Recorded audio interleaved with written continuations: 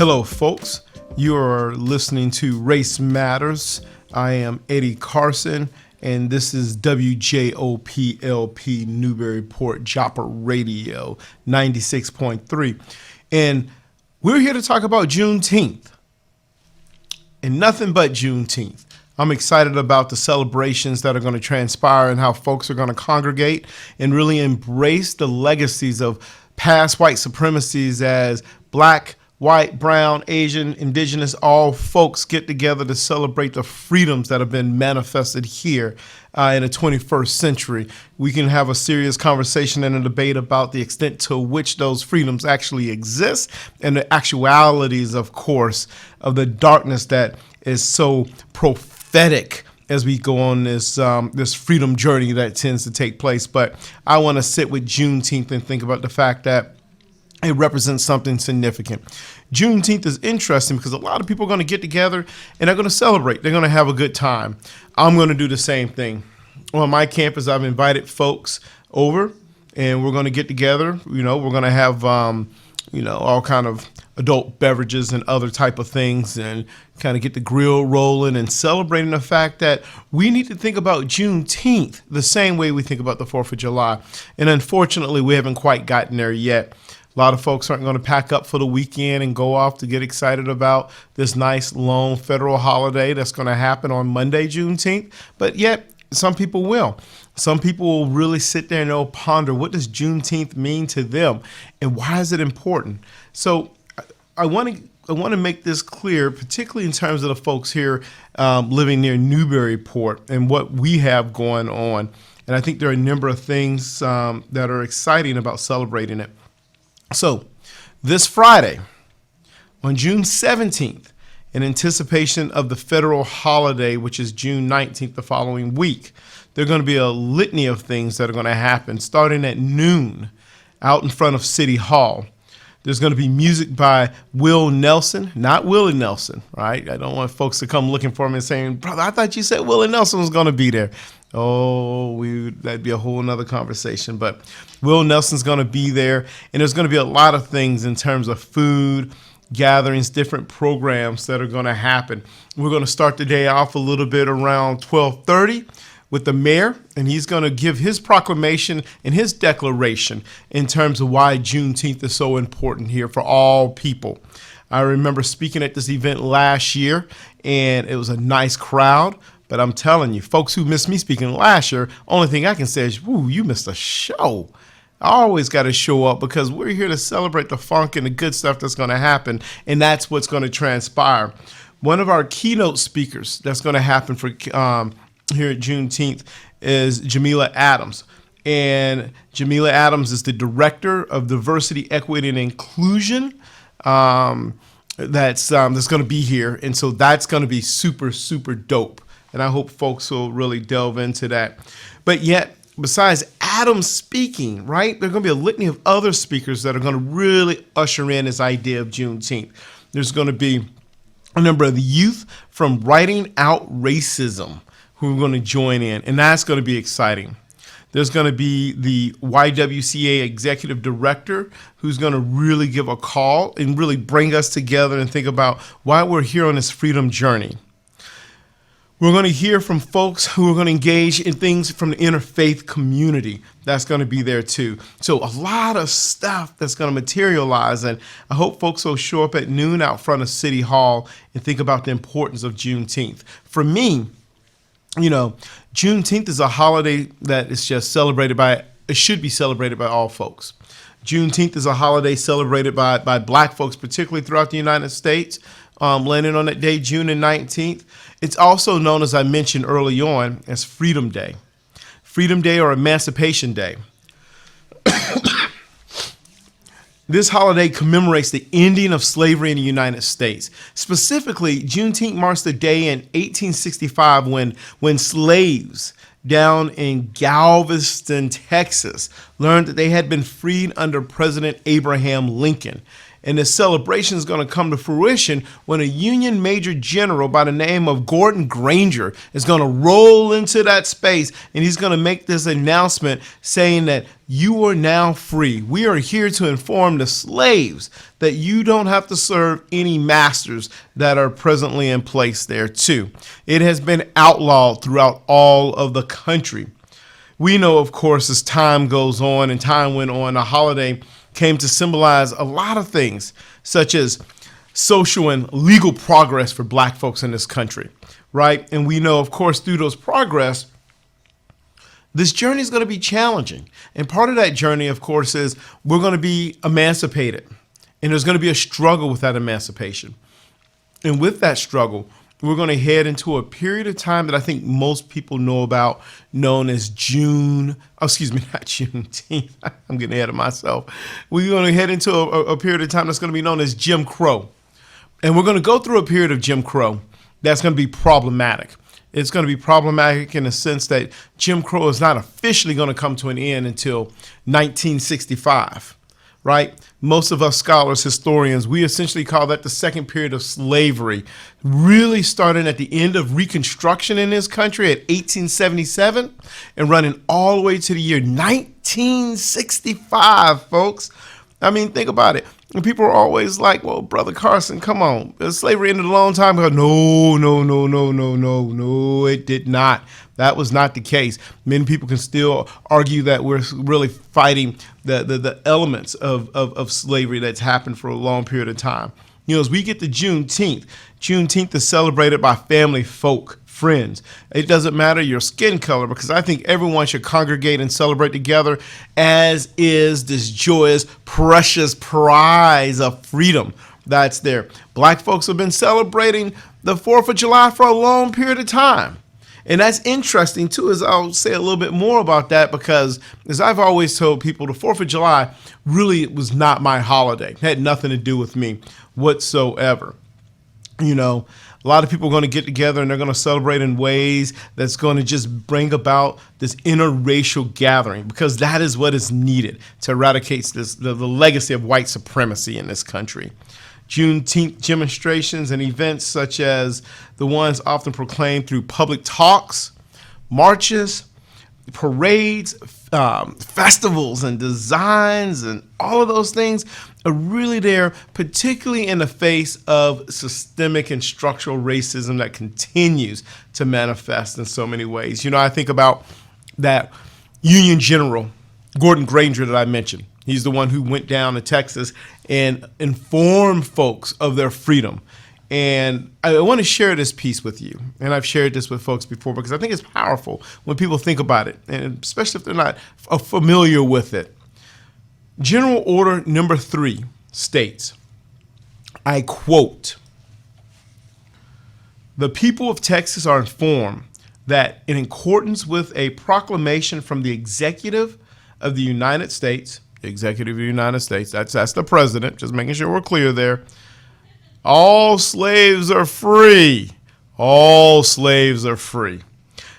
This involves an absolute equality of personal rights and rights of property between former masters and slaves, and the connection heretofore existing between them becomes that between employer and hired labor. All right, I just want you to think about that for a second. The freedmen are advised to remain quietly at their present homes, right? Think about it. So we're being freed, but yet we're being advised to stay and remain where we are among white masters who've enslaved us. And again, I'm not trying to be pessimistic or critical. I'm just telling you the truth, and I'm reading this from verbatim. And work for wages. So originally when Juneteenth was announced to slaves, right? Imagine this. You're out on the fields and you're sweating and you're hustling and you're just getting it done because you're marginalized and you're oppressed, and some union brother comes up and tells you that, guess what? You're all free. You're all free, right? Let freedom ring, as Brother King said. Let's just do it that way. And then we're thinking about how free we are. And here's what we start to learn. We learn that we want you to stay put, right? You're free, but don't leave. Stay with your master. Your master should pay you some wages. We know that's not going to happen. But that's the whole idea in terms of the thought-provoking elements that are being put forth among a lot of folks. You know, it goes on and it says, these folks, they are the slaves, informed that they will not be allowed, here we go, to collect military posts or funds for military posts, and they will be supported, they will not be supported in idleness either there or elsewhere. Right? There's kind of a criticism that we're going to free you, but don't be lazy. You need to get out and you need to do something. And you need to work for the wages that your former master, who in many ways will still be your master as we kind of head towards Jim Crow, is going to place on you. And I always struggle with that. All right. I mean, and it just sets the stage right there in terms of how black oppression will continue. And we have to be honest and think about these things, though we want to rejoice in Juneteenth and the things that are going to happen too. Although General Granger's name is assigned to this order via Abraham Lincoln, that's the executive. He was the president once, folks. Just checking, make sure we understand that. It was drafted by a staff officer. You see, black folks, they were emancipated into a status of second-class citizenship already. We're free, but we're already second-class folks from the beginning. And that being the case, this order was not even a full sweeping Emancipation Proclamation that came into fruition too. I mean, I think back to this poem, and it goes this way. I'll just give you a version of it. Let America be America again. Let it be the dream it used to be. Let it be the pioneer of the plain, seeking a home where he himself is free. America never was that America to me. Let America be the dream the dreamers dreamed. Let it be that great, strong land of love, where never kings connive nor tyrants scheme, that any man be crushed by one above. No one should be crushed by one above in America. It never was that way in America for me. Oh, let my land be a land where liberty is crowned with no false patriotic wreath, but opportunity is real and life is free.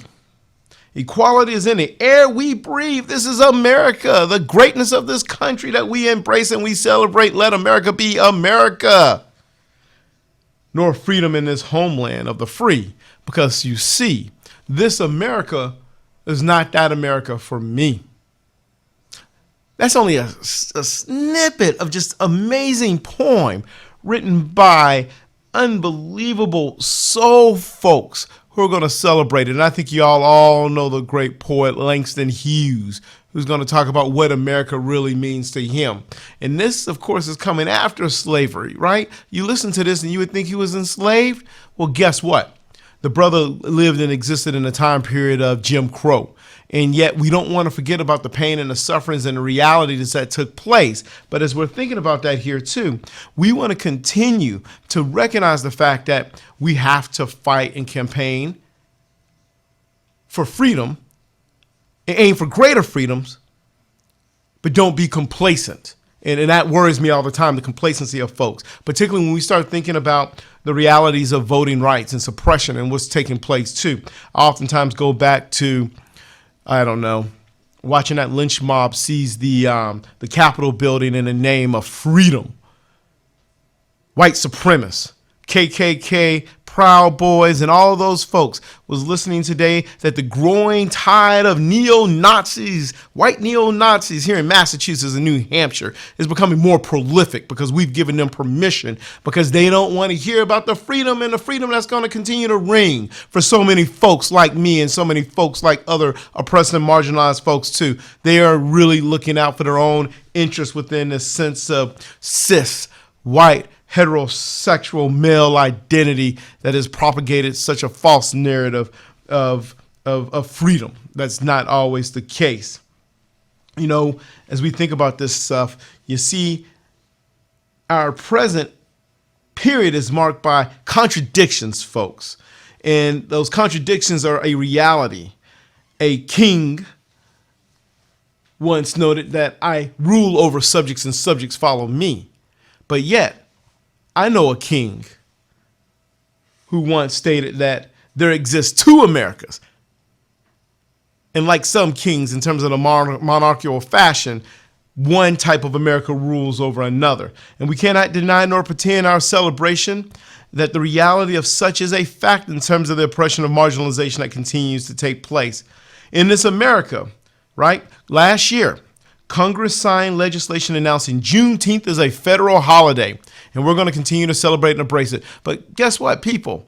We can't embrace nor celebrate something that people look at as another day off work, another day to do my own thing. Not a day where I sit down and I read from the great Frederick Douglass, and that is, what is to a slave on the 4th of July, right? I want to think about the things and the realities, of course, that really pulls towards elements of oppression. And now I'm asking myself on this day of reflection, on this day of pondering, what is it that I can do as we've continued to see the rising tide of oppression towards voting rights continue to happen too? You know, as we move forward, we got to keep in mind the reality that every black folk and brown folk in this country continues to exist under some level and pain of suffering. There's so much to rejoice, though, in this period of suffering. I think back to this Black American holiday when we stop and we ponder about this idea of what does it mean to be Black in America. I invite white folks not to ask Black folks what does it mean to be Black in America. Don't ask that question. You know. I invite you to engage in a meaningful relationship with Black folks and celebrate Juneteenth and the freedoms. But yet, as you engage, you sit back and you dial into a dialogue of all the things that Black folks must go through when we talk about these freedoms. Don't sit there and think, well, this is not a real holiday, Juneteenth. We're just kind of setting the stage. It's kind of like the appetizer for the entree of the 4th of July. And yet we know the reality when we think about the 4th of July, that even then, going back to the greatness of the American Revolutionary War, that the 4th of July was fought to preserve two things. One, this growing element of embryonic capitalism in which the colonists were striking back against mercantilism, and they saw the greatness of capitalism and the wealth that it would unfold here. And then the second thing that follows in line and lockstep with capitalism is the greatness of slavery. All of these colonial folks, go out and praise Thomas Jefferson, right? We can keep going on and on and on, naming what people would call our great founders, our fathers. Yeah. The only founders Black folks had when it came to this issue is when a white man attacked a Black slave, and the next thing you know, we have a biracial child in which they didn't want any type of acknowledgement, nor really wanted to own that notion, kind of push him to the side as if it was something dirty. If it was that dirty, then why are you engaging in such a sin such as that? Those are the things that will continue to manifest during this time. But you know, we got to think about all those things and those elements of truth that are happening. But, you know, we have to also, as we're being crucial and critical about the pain and the suffering of the past of Juneteenth, we need to embrace Black joy by celebrating the progress of Afro-connected peoples in this country. I'm not here to be all negative nor pessimistic or anything like that, but I am here to shed a little light of truth that's going to happen. You know, light-skinned folks cannot reject dark-skinned folks. We know the problem of colorism that's there. People like, oh, brother, Carson, I like your soul. You're pretty good. You may be a little too dark for me. But I don't know, right? And I'm talking about Black and brown folks, right? Dominican folks hating on my dark-skinned Haitian brothers and sisters and non-binary folks. White folks who think their skin is a little too pure and too whatever you want to call it, to engage in relationships with Black and brown and other kind of people too. And those are not realities here in the 21st century. Oh, Eddie, what about that woolly hair of yours? Oh, it's quite woolly. Put it that way, and it's woolly intentionally. You know, woolly-haired folks must be loved and embraced by straight-haired folks. Dominicans, loving on Haitians, as I mentioned. Our celebration for the future is about how we love each other today, how we disavow the aims and the problems of colorism. Colorism has no place among people with roots to Africa. We can't do that. I mean, the problem that tends to happen there, right, is that we've kind of internalized imperialist action. I'm not just talking to white folks here. I'm talking to black folks. I'm talking to brown people, talking to Asian people and indigenous folks, right? All of us who are oppressed, who've learned through our own oppression how to oppress other people too. We can't do that. We got to push back against straight folks who oppress queer folks. And that becomes the dynamics. And we don't even have time to get into the problem of male supremacy and what male supremacy means towards women, then the classism and all of that. So much oppression, but these are the things that we should spend time celebrating in terms of how we're going to change those elements, not celebrating because we really believe they no longer exist within this future standard that's there too. That becomes the darkness of the reality that's there. But, you know, I'm going to give you some thoughts on how I would attend and how I would think about Juneteenth. First thing I'm going to do is if I live anywhere near Newburyport, I'm showing up at noon down at City Hall, and I am going to engage and embrace the festivals, listen to the speakers, meet new folks. I was there last year, folks, and I'm just here to say there were not a lot of people who looked like me who showed up down there. And a lot of that may have to do with merely the fact that there are not a lot of people who look like me who live around here. So why don't we call this, let's reach out to our distant neighbors and invite them in for a celebration and embrace this in so many ways. That's the first thing I'm doing. I'm showing up there. The second thing I'm going to do, I'm going to educate myself. I'm going to get on the internet. I'm going to find a book to read. I'm going to learn a little bit about Juneteenth. I'm going to read a book written by the great Ralph Ellison. A lot of folks know about his Invisible Man. Challenging read, wonderful read, my favorite book of all time. But a few people know about the book Juneteenth that he wrote, right? That brother was really pondering and wrestling with that for so long, I'll tell you what. That book got up to, you may want to check my facts here, but I know I'm in a ballpark, 1,300 pages when he was writing Juneteenth. And he wrestled with it. That brother was just thinking about the joys and importance of getting it right for black people, but yet he had this unbelievable amount of pressure because he had already written a great canonical work of Invisible Man as he was trying to get the fine-tune the words here and everything. And the brother passed away. He passed away. Just didn't make it, right? Didn't make it. Didn't finish Juneteenth. And so it was left to his editor to go through and kind of edit the word. All of it's in Ellison's words and everything and get it down to a manageable amount. And I want to say it's around 350, 400 pages. Nowhere as long, I would say, as Invisible Man that he once published, I think back in 1952. Again, check my facts. That's your job. You should do that always. You should do that while you're watching Fox News, for those of you who watch Fox News too. So that's what I'm going to do. I'm advising you to educate yourself on what is Juneteenth. I'm not going to sleep in and just call it a day on Monday. I'm going to reach out to folks and I'm going to invite them in to have some food. Maybe we'll get the grill out. We'll decorate and we'll spend the day like we would the 4th of July. We believe that Juneteenth is just as, if not more important than the 4th of July. And so we're going to embrace this. If you got some colleagues at the office or wherever it is that you work, invite them over.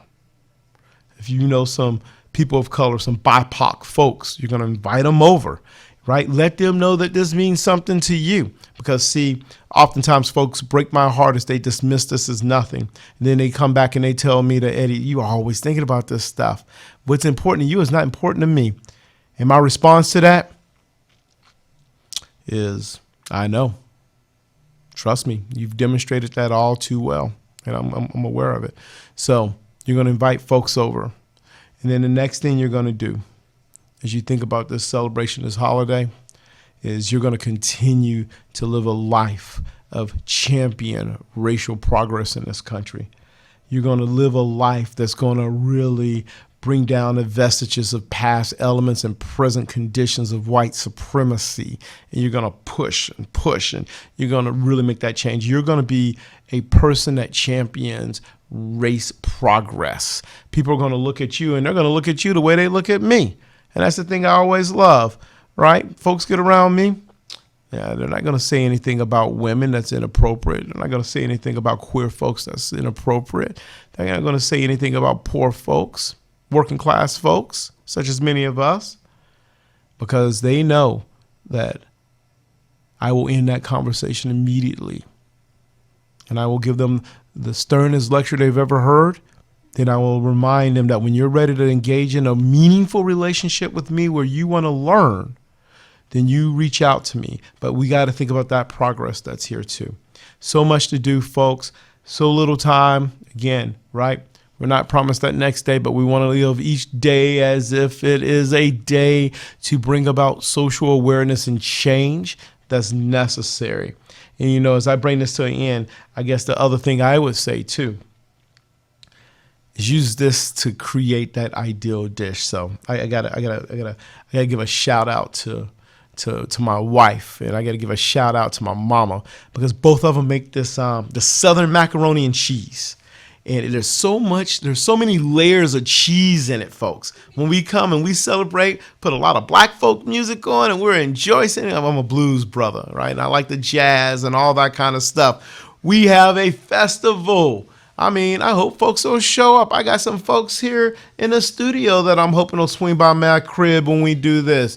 But I'll tell you what, if you come by my hood and you have some of this macaroni and cheese, you can't run too fast afterwards, because I can't be responsible to what happens to you after you eat it. I mean, it is one of those things where, right, you study it, you investigate it, you take a taste, and you think, oh my goodness, there's no way anything could be this good. This is just amazing. Then you start dissecting it just a little bit, and you discover, oh, my friend, oh, that's a lot of milk and cheese and butter and more butter. And then I'm reminded that that's right, Eddie Carson does come from Alabama. That brother's from the deep South, and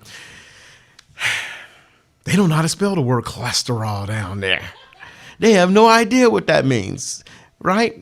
We have to look up cholesterol in a dictionary. We hear that word, doctor says, so have you checked your cholesterol lately? I'm like, what does cholesterol mean? You got a dictionary? I still look at the dictionary and I'm reading this and I'm like, nah, man, I have no idea what this means. This cholesterol thing doesn't apply to me, because this macaroni and cheese just bring a lot of joy to my soul. And that's what I'm talking about. And that's what we're going to do on Juneteenth. Bring all that wonderful and magnificent joy to the soul and everything to those. So, folks, this is Race Matters. You are listening to Brother Carson, Eddie Carson, here at WJOPLP Newburyport, Jopper Radio 96.3. I hope you've had a good time just listening to me just adventure out and wonder and ponder and think about things that make me happy. And Juneteenth make me happy. You know, I will say it was probably just over maybe 15 years ago when I stopped celebrating the 4th of July. It was like, I can't celebrate an imperialist, a colonial holiday that was fought for the enslavement of people who look like me. It's not my holiday. And I would spend that time reading Frederick Douglass. And I sat there and I embraced and I read Douglass, What is to the Slave on the 4th of July, as I pondered Juneteenth, as I pondered the challenges of the 4th of July. And I'm just going to tell you, this interracial capacity is so good that it was one of my white soul brothers who challenged me one day and said, man, Eddie, what do you do on the 4th? And we started engaging in a conversation. And this soul brother who's living down in Houston, Texas right now, every year around that time, for a period of time, we'll sit there and we would just spend some time pondering and reflecting on Douglass, thinking about what needs to happen, the social changes, because that's the life I live. That's, folk, is what I'm always about. And I hope that you will be that way too, as you take this holiday seriously, as you engage, but you have fun. And if you want to check out that macaroni and cheese, fire me an email too. And more than happy to give you the recipe. I just know I'm not responsible for your soul nor your health afterwards. All right. I'm going to chime down. This is Race Matters, Eddie Carson. Y'all be well. Enjoy your Juneteenth weekend that's coming up. And I hope you will venture out this Friday, the 17th, to City Hall and check out the Newburyport celebrations for Juneteenth that's going to happen. A lot of good stuff planned and mapped out, and I'll be looking for you because I'll be there. And I'll see who's going to give this a listen. All right. Peace out, folks.